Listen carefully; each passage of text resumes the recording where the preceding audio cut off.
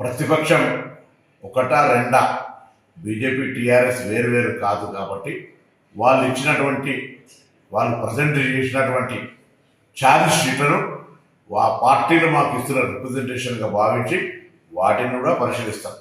కానీ దురదృష్టం ఏంటంటే ఒక సంవత్సర కాలం పరిపాలన తర్వాత ఇవాళ మమ్మల్ని ఏదైనా విమర్శించినా లేదా ఛార్జ్ షీట్ ఫైల్ చేసినా బాగుంటుండే.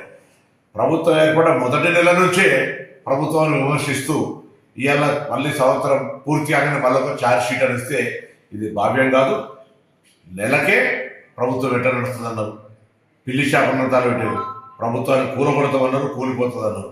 ఇద్దరు కలిసి ప్రభుత్వాన్ని అస్థిరపరిచే ప్రయత్నం చేస్తే తెలంగాణ ప్రజలు గమనించాలి. తప్పకుండా వాళ్ళు ఇచ్చిన ఛార్జ్ షీట్లో అంశాలు, ప్రజా సంబంధించిన అంశాలను అన్నింటినీ కూడా మా ప్రభుత్వం పరిశీలన చేస్తుంది.